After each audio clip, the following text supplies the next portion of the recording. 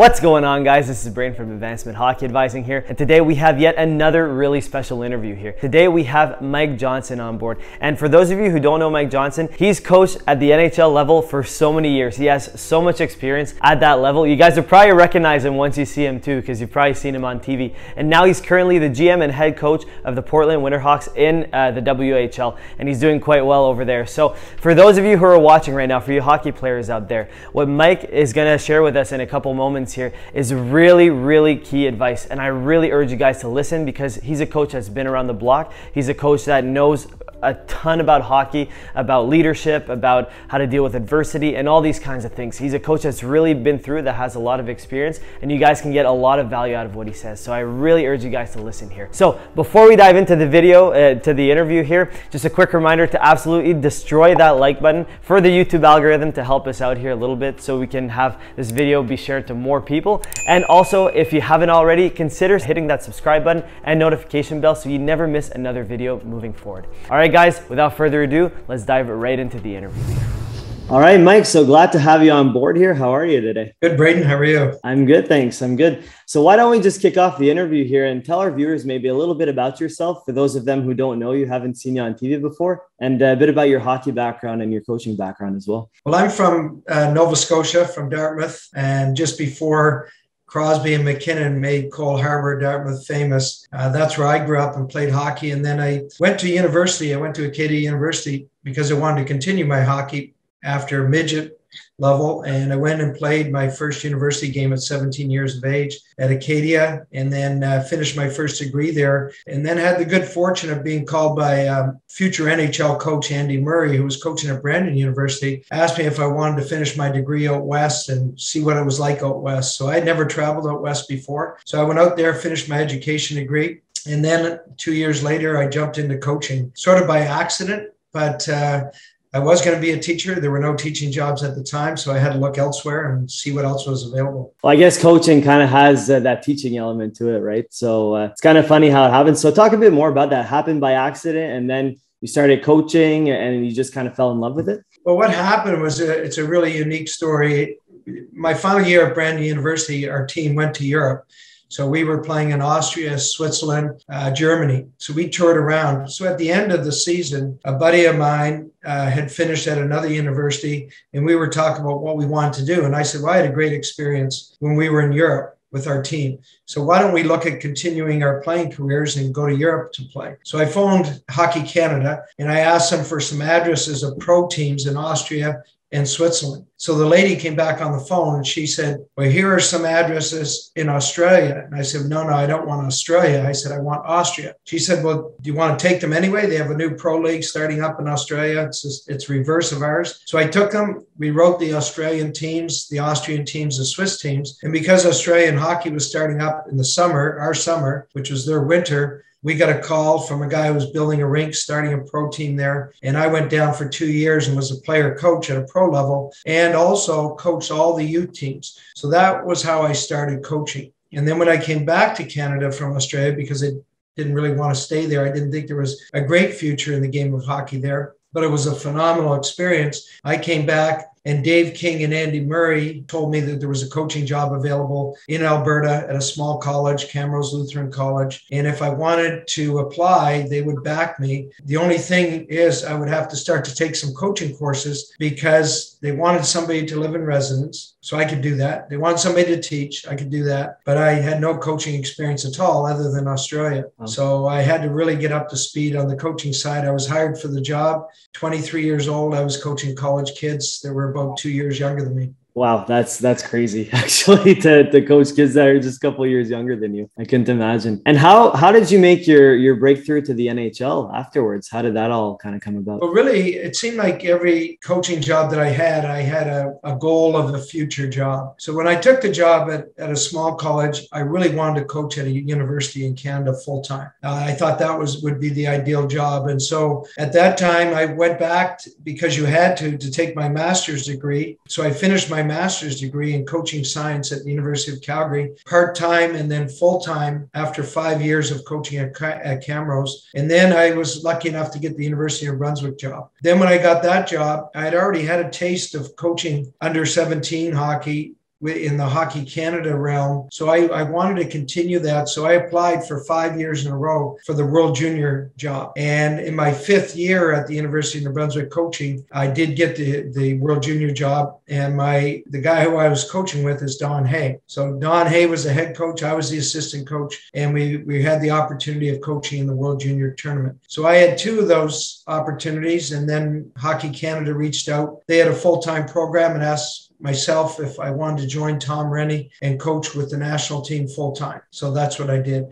But it was very unique because I worked 5 years at Camrose, 5 years at UNB, and then I went 5 years with the national team. And after the Olympics in Nagano, Mark Crawford offered me the job in Vancouver. That's how I got to the NHL. But I definitely had an eye each place I was at, what I wanted to do in the future, where I wanted to go, what job I wanted to have, but I wasn't in a rush to get there. Those are some good points, because you always had an end goal, like the next step and everything, but you weren't too in a rush or desperate to get there, like you said. So it kind of all fell in place in the same way, but you had that goal, which is really important. So why don't you tell us a little bit about like the difference between coaching players at the college level when you were, 23 years old, coaching them, and then when you're at the NHL coaching those players. What's like the main difference, kind of the different style of coaching that you have for college players versus pro players? Yeah, and that's a good question. I get asked that a lot because I've coached at different levels. And then at the end of my career, now I come back to junior hockey, which I'd never coached, that 16 to 20-year-old group. So the difference in different age groups is minimal. It really is. Because when I went to the NHL in Vancouver, I found that those players that I was coaching, I was working with the defense, I was working with the power play, Mark Crawford, Jack McElhargy, myself. There was the 3 of us. We shared everything. And I found it was the same when I was coaching the national team or coaching at college. The players wanted to know, how can I play better? What do I need to do to play better? And then as a coach, you had to try and help them, whether it was improve their shot, improve the way they watched the game, they thought the game, they read the game, the way they broke out, any of those different situations. How can you take the player from here to there, and how can you take the team from here to there? So there's 2 components in coaching at our level, is the individual. Can you, as a coach, help the individual play his best?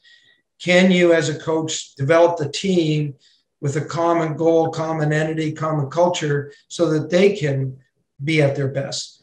So I've always been interested in culture since I started coaching, because I had to learn coaching on the fly. So my big thing was our environment. Everything we did as an organization or as a team had a purpose. And so when I got to the NHL level and I was coaching Marcus Naslund, Todd Bertuzzi, Morrison, Jovanovski, some great players, I found they were the same. It was the same. And if we could unite the team together, and if we could help each of those individuals become a little bit better, then we would be good as a team, and they would respond to that style of coaching. That's a very good point. I think, like you said, even though it's different levels, like drastically, right? NHL players like Todd Bertuzzi, all that, very, very solid players playing pro hockey. Even then, you still see that common theme of players always wanting to get better, even though they might not be at the same level on the ice. They're always trying to get better to the next level. So that's a great point, actually. And it's surprising for a lot of youth coaches out there that we did a lot of skill work. I remember working with some of those players on their shot.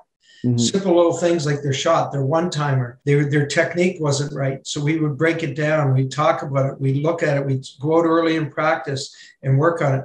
And those NHL players, I found, they had great focus.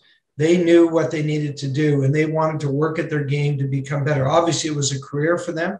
So if you could help improve whatever component of their game, 3, 4, 5%, then that might help them have 2 or 3 more years of pro hockey, which is huge at that time. Yeah, that's super interesting. Now, you mentioned culture and the environment that you want to bring. What are some key values and some key aspects you kind of follow as a coach to really bring your team to the highest level? When I look at culture, I remember years ago, Claire Drake, the late Claire Drake at the University of Alberta, probably in Canada would be recognized as the iconic coach like a Vince Lombardi. You know, he was a guy, he was a professor. He helped mentor so many coaches in Canada. I was fortunate that I was only 30 minutes from him when I took my first job. So I remember going into the University of Alberta and watching his practices, watching his team play, talking to Claire Drake. One thing I saw was that no matter which players he had year in, year out, the team always played the same. They looked the same. And I asked him, I said, well, Claire, how do you do that? And he said, well, there's two things. He said, one is role modeling. That's where you take your leadership group and you make sure that they exhibit all the things that you want done so that the younger kids learn. Then when they become older, they teach the younger kids. The other thing is establish from day one a culture and a value system that you believe in. And don't alter that. Don't alter it. Stick with it. Even in tough times, stick with it, because that will carry you through. And there's not one template of how you win in sport. I always felt if people come to watch the Portland Winterhawks and they take a look at our team, they can see our identity on the ice. But if they watch us train off the ice, they watch us interact in meetings, they watch us in a restaurant or a hotel, they see our culture. It's what you do on a day-to-day basis, what you believe in, what you teach the kids. So trying to make sure that you have a culture, you have an identity, I think is really important as a coach at any level. Yeah, I couldn't agree more. The best teams I've played for, the coaches, the leadership was spot on, and there was just that sense of culture. I didn't really know the word at the time, but there was that culture of winning, that culture of always giving the best effort and everything. And the teams that I played on that were more losing teams, it seemed to have no identity, no culture. It was just like show up at the rink and just play. It wasn't the same. So I think it's super, super important to have that culture there. And at our level right now, we have young kids moving away from home to come to Portland to play in the Western Hockey League. That's tough. That's really demanding. I don't think I could have done that as a young kid. But it's how you bring those kids in, how our veteran players treat those players. How do they bring them into our system? How do they teach them what needs to be done on a daily basis? How you hang up your practice gear, make sure it's all in order, how you clean up the dressing room, how you treat people around the dressing room. So all those things are your culture. It's what you do on a day-to-day basis and that you reinforce it continually. You don't let things slip.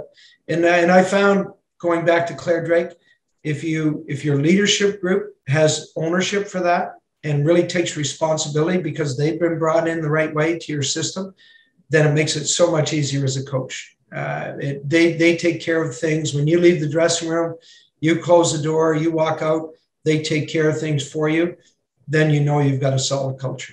Yeah, absolutely. Now, you mentioned leadership a few times. How do you identify those key leaders on your team? How do you know that a person is a leader and that's going to have a positive influence on the rest of your team? Well, what we try and do early in the year is we try and do different activities on and off the ice to take a look at the dynamics of our group and who is taking charge.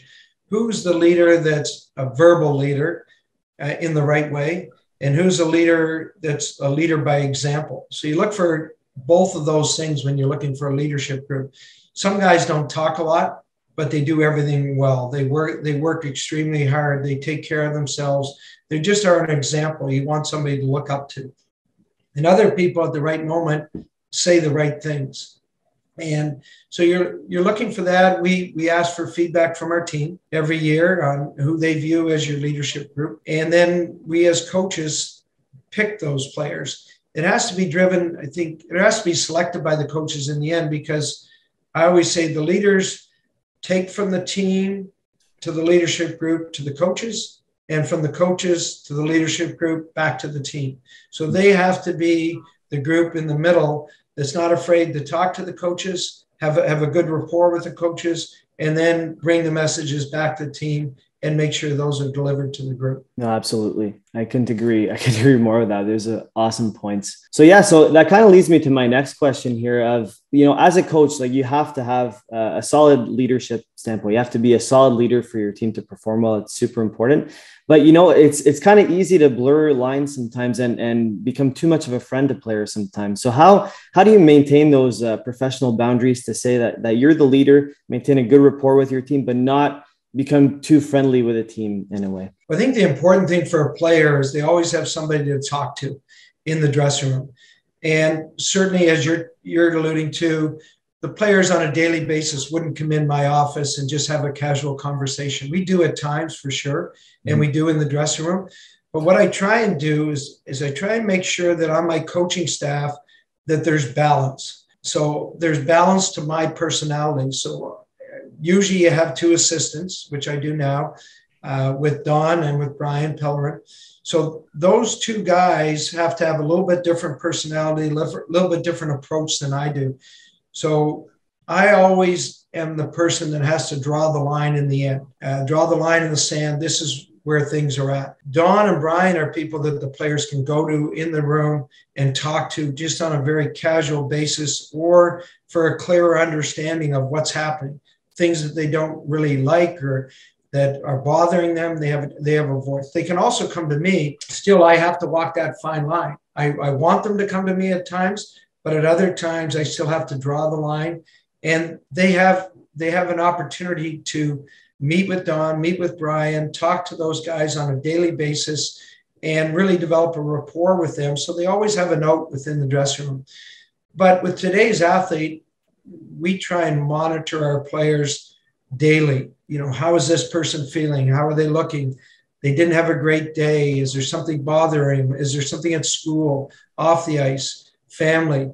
Because our players are young and they have a lot of things going on in their lives. So we always try and, at the end of the day and at the beginning of the day, regroup as a coaching staff just to do a checklist of where our team's at, where are the players at, where are we at as a team. And I think that really helps if you continually, on a daily basis, check in with your coaching staff, make sure you know what's happening with your players. Yeah, for sure. Couldn't agree more. And like you mentioned, like going to the assistant coaches first, I usually tell my guys that all the time. And anyone who asks me advice, going to assistant coaches first, talking to them about it. And if it's something really serious or something you really want to talk about to the head coach, and go for it. But usually going to the assistant coaches first is a good way to go to prevent those lines from being crossed in a way. For sure. Yeah. And another question that just popped up in my head here is, you know, you've coached a lot of great hockey players and a lot of great leaders. Who's the best leader you've coached, and why? Yeah, I've been very fortunate. If I even look at the NHL teams that I've been on, you have Crosby in Pittsburgh, and then you go to LA. We had a young Anze Kopitar who had just come in when I was there first in LA. My first 2 years, Kopitar was 19 and then he was 20. And then I think in Vancouver with Marcus Naslund as a captain, well, the time that I was there was a great leader. And just prior to Marcus, we had Mark Messier for 2 years basically. And Mark was so some of the guys I've had at that level were quite incredible. And if you go back to the 1998 Olympic team that I coached with, and that was the first team of NHL players at the Olympics. We had Gretzky. We had some of the best leaders in the game all on one team. You know, Yzerman, Sakic, Gretzky. It was quite an incredible group if you look back at that group of the 98 Olympics. So I've been fortunate over the years. I think you take a piece from each of them. They're all great leaders in their own way. I really appreciated Mark Messier. That was my first NHL experience. So I was a young guy coming into the NHL, and you've got Mark Messier there with the Vancouver Canucks. We weren't a very good team that first year. We became a really good team, but we weren't very good that first year. And I had heard stories about Mark. You know, he would take charge of the room. He'd grab guys. He'd threaten guys. Or whatever. All these things that I'd heard about Mark, but he was nothing like that. He was a great leader from the point of view of, hey, this guy's really struggling. I'm going to go for lunch with him. He would talk to the coaches in the morning just to get a feel, like I was talking about, how's the group? You know, I think this guy's really struggling. We need to help him out. He had a great feel for the room and a great feel for individuals. And, you know, his persona is that tough guy image, but as a leader, he was really caring, I found. He really took care of people. And I think that's, you know, one of the great attributes of leaders is people feel that they care about you. And Mark was like that. So it was a really good example. And then Marcus Naslund, when he took over, just a really good person. And then Kopitar in LA, I just thought he right from day one. He was right at the front of the line for every drill, at the front row for every meeting. You could tell he wanted to be the best player in the game. And he was very driven, but it was all about team. And then obviously with Crosby, probably one of the greatest leaders of the modern era, just in what he's done with teams and how he leads with national team programs or with the Penguins. He is a guy who is very driven, very focused, goes on the ice early, leaves the ice late, very detailed in everything he does. He's all about winning, and I think he just carries people on his back. Absolutely. I guess it was an unfair question because you've coached so many great leaders. It's hard to just pick one, you know, but it seems like they all have their different style and different ways that make them different types of leaders. Oh, for sure. And they have to be who you are as a person. You can't be somebody else. And I think sometimes coaches look at other people and say, I want to be like that guy. Well, you can't be like that guy. You can take things that he does and bring them into how you do your thing, but you have to be you. You have to be who you are. People see through it if you're not you. And you have to stick to what you believe in, stick to who you are, but learn from some of these great leaders that everybody's around. Yeah, absolutely. It's like you said, you incorporated a piece of each leader and each player that you liked, and you kind of incorporated that in your style of coaching and everything. So I think that's a great way that young players out there trying to figure out who they are, what kind of player they want to be, like to whatever you like from other people, just incorporate that, you know, and move forward like that. Yeah. So what, aside from leadership and the stuff off the ice, what are some things like on the ice that you really look for in players? Let's say it could be skating, could be skills, anything like that. What are some, like maybe three things, your top three things that you look for in players as a coach? Well, I think over my coaching career, if you ask anybody in the game, my style of teams, I think they would come up with a template right away, because I don't know why, but when I started coaching college hockey, I was always interested in the players who had skill, thinking, tempo in their game. And that's the way I wanted our teams to play from day one. I haven't altered that through when I was with Vancouver. Fortunately, Mark Crawford liked the same style. And then, you know, here in Portland, we've been able to script the way we want to play from day one. So that's been the template of my teams. And so we've had to, when I come to this level, talk to our scouts about what does that mean? Like, what does it mean as a scout? So if I go out, if I send our scouts out to watch 14, 15-year-old players, what are they looking for so that they can deliver a player that can play the way we want them to play? Yeah. So we have four things that our scouts look for: skating, skill, compete, and hockey sense. So those are the four. And then we have a fifth category. They rate them all out of 5. So the maximum is 25 points. The fifth category is a scout's gut feel on the want. They just love this player. There's something about them they love, the way they do, the way they interact, their personality, their leadership. It could be anything. So they have a want category.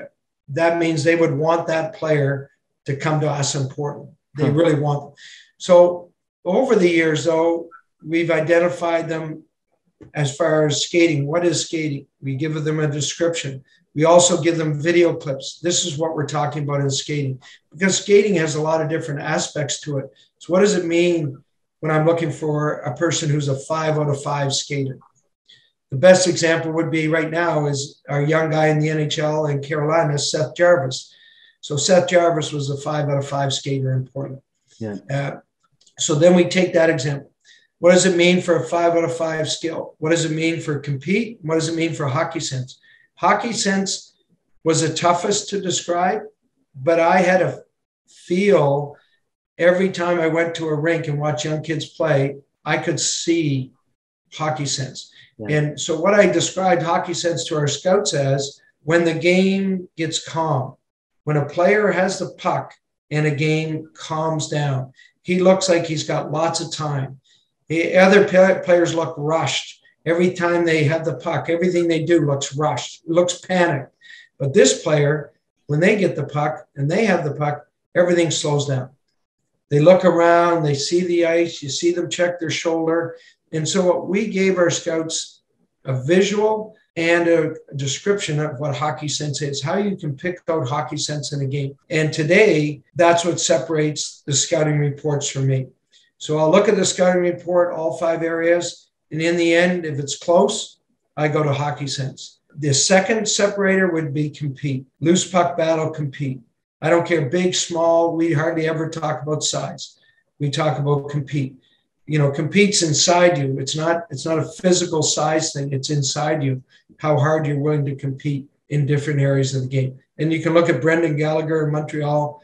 That's a 5 out of 5 compete. Yep. He's not an overly big guy, but he gives it everything he's got. And every loose puck battle, every puck around the net, you know, he's a competitive guy. And I saw him as a young kid in our league, and he was exactly the same. Yeah, no, I think like Brendan Gallagher, you look at him, he's got good skill, he's a good skater, but nothing like super outstanding except that he just competes every single day. Like he just competes the hardest out of anyone out there. And that's what makes him successful, you know? And a couple other things that you mentioned that there's so many good like gold nuggets here, but the coming back to the hockey sense as number one, I think hockey sense is one of those things that it really does separate, you know, good players from great players. And like you said, like bringing it to a sense of calm, you know, you see a lot of players out there, they're rushed, they're panicked, you know, and then some players, a few like really select players, when they get the puck, they just seem to calm everything down. They just always seem to make the right little plays. And I think those are, that's a big separating factor. And then the last thing you mentioned, sorry, go ahead. I was just going to say on the hockey sense side for the coaches out there, like sometimes people say, well, you can't teach hockey sense. It's innate. I agree to a point that hockey sense, you can see it in a 14-year-old and it will continue on, because if he's got it then, he will definitely have it at 17, 18. But I think you can teach it in a couple of ways. One, through video. You can walk players through video, take a look at different examples, ask them, what is their read? What do they see? And then continue the video. You can talk to them on the bench when they come off from a shift and say, why did you make that play? And they'll give you an explanation. And you can tell by the explanation if they saw the ice the right way. Yeah. And you can talk them through that. You can say, well, maybe you want to check your shoulder sooner so that you can get more information before you get the puck. And the final thing is that we do a lot of overload drills in practice. So instead of a 2 versus 1 or a 2 versus 2, we do a 2 versus 3. So there's 3 defenders and 2 offensive guys, or a 3 versus 4 in a small contained space where you have to make decisions really quick. And it's almost like you're overloaded and you don't have any time, any space, but you have to make a decision. So there are ways that you can teach. I challenge coaches to try and teach hockey sense, because it is the most valuable skill a player will have throughout his lifetime. Even if he doesn't make it to the NHL, it's a very valuable skill to have, that a player can see the ice and read the ice, and they don't have tunnel vision when they pick up the puck. No, absolutely. I'm on the same camp as you. I think for sure it can be taught. I think some players have it more naturally than others to start, like McDavid, Sidney Crosby. They have incredible hockey sense. They probably had it since they were kids. But you can definitely teach it, like you said, through video, through watching other players play, through watching yourself play, through learning things in little battle drills and practices and that. I think for sure it can be taught. It's just, you know, some players naturally have it more, but I think it can be taught, sure. And then the last thing you mentioned, just coming back to it, was the want aspect, the gut feel. I've honestly never heard many scouts or coaches talk about this, but I understand why you do it, because there is sometimes something you can't explain that you really like about a player. And I really like that aspect. What made you come up with that? Like where'd you get that idea from? Did you take it from someone else, or did you just kind of come up with it? No, it was by accident at our scouting meeting. So I'll give you an example of our scouting meetings leading up to the draft. So our very first scouting meeting, I don't know any of the players because I coach. I very rarely get to see these young kids. So our scouting meeting, we will go over the top 20 players in Manitoba, Saskatchewan, Alberta, BC, US. And I'll listen to our scouts on a Zoom call or just on a conference call, talk about each of their players. And the scouts talk about one player, the next player, the next player. And all of a sudden they come to a player, 4 or 5 players into their list, and they'll go, oh, I love this guy. I just love the way he plays. You know, he does this. And you can hear the excitement in their voice pick up. And I said, well, why isn't he further up on your list? If you get that excited about the player, why isn't he further up on your list? Well, when we did the numbers, his numbers, skating skill, hockey sense, compete, don't come out to the number that I need to put him up on top of my list. That's why we developed the want category, to capture that passion from our scouts about a young player because of his attitude, his work ethic, his personality, his just the way he does things. And every year it happens on our call where our scout has a player further back in the draft, yet you hear their voice and their excitement, and then we just move that player right up. Yeah, based on want. Interesting. I'm surprised that not more coaches use this, because it's actually a great tool and a great idea. Absolutely. So I guess to wrap up here, I have one more final question for you, and that's like anything that we haven't touched on today. Do you have like one last piece of advice for young players out there that are maybe watching this and want to get to the next level? Well, I think for coaches and players is have a plan on where you want to go. It probably goes back to our first discussion on my career path. By accident or somehow, I had a plan. I knew I wanted to go from college hockey to university. And then from university, I wanted to work in national team programs, World Junior Under 17. And then obviously my goal of the NHL. But I had a plan, I had a goal, but I also had a clear path. I had to go to coaching clinics. I had to volunteer in the summer for under 17 camps with provincial camps. I had to connect with NHL coaches and talk to them about, that's where I want to be. This is what I'd like to do. How do I get there? And so I think as a player, what I find at our level, what I find is that you get young kids and they're focused on the bantam draft. And if they don't get drafted, what happens to them? Oh, well, their parents are, think the world has come to an end. The player does. If they have an agent. And I look at it and say that you have to take your path as a player, and you have to say, by the time I'm 21, 22, I want to be the best player I can be. I want to try to make sure off the ice, on the ice, video, everything I do, I'm moving along that path. And we found the interesting thing at our level is we have 10 rounds, draft rounds with the Western Hockey League. So that's roughly 220 players are picked every year for the Western Hockey League draft. Our last 2-3 years ago, our captain, John Ludwig, was signed by the Florida Panthers.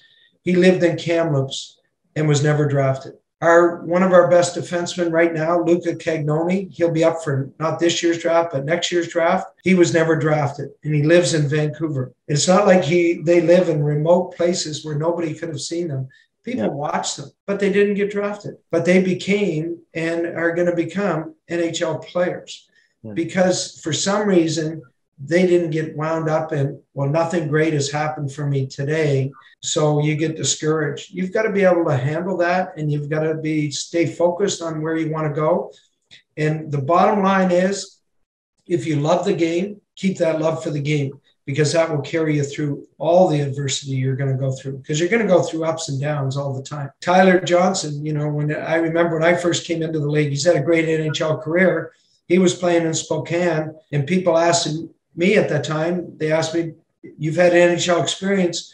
Tyler Johnson and Spurgeon are in Spokane. Do you think they can play in the NHL? They've never been drafted to the NHL. And I said, well, I know one thing, they can play in the American League. They're good players. Mm-hmm. I don't know why they haven't been drafted to the NHL. And then they became great players in the NHL. But for some reason, those players persevere. They have a mindset where they don't get wound up in all the other stuff around them. They just try and get better. And I love the slogan, win the day, because that keeps you focused. Yeah. Win the day. You want to get better today. Don't worry about what happened yesterday, what's going to happen tomorrow. Win the day. As an athlete, if you keep that focus, you're going to be a good player, and you're going to become the best you can be. Wherever that takes you, you're going to become the best you can be. Yeah, I couldn't agree more with that. Win the day, every single day, be consistent. It's so important. That's how you get through adversity, not only through hockey. That's not how you just succeed in hockey, but in life in general. Sure. Winning the day, it's so necessary. It's awesome. And I think it's a great place to wrap up. Mike, thank you so much for your time. You gave so much good advice here that our viewers, I know they're going to appreciate. We know you're a busy guy, you know, with Portland and everything. So thank you so much for your time, and we appreciate you coming on here. Thanks, Braden. All right, thank you. All right, guys, that wraps up the interview here. We hope you guys enjoyed it. Obviously, you know, Mike has a ton of experience. You know, he's coached in the NHL for multiple years. He's coaching in the WHL right now. He has a ton of experience. He's a great hockey mind and a great person to take advice from. So, you know, I urge you guys, you know, to maybe rewatch this video to see the golden nuggets of wisdom that he gave in this interview, because they're all very true. So hopefully you guys enjoy this kind of video. If you did, consider destroying that like button if you haven't already. And if you're new here, if you want to see more videos like this, consider hitting that subscribe button and notification bell so you never miss another video like this moving forward. Also too, throughout the interview, throughout the video, if you had any questions, anything you want to talk to us about, consider dropping a comment down below. Or if you want to message us privately, send us an email at info@ahadvising.com and we'll get back to you as soon as we can. All right, guys, that is it for the video. Thank you so much for watching. We hope you enjoyed it, and we'll catch you on that next one.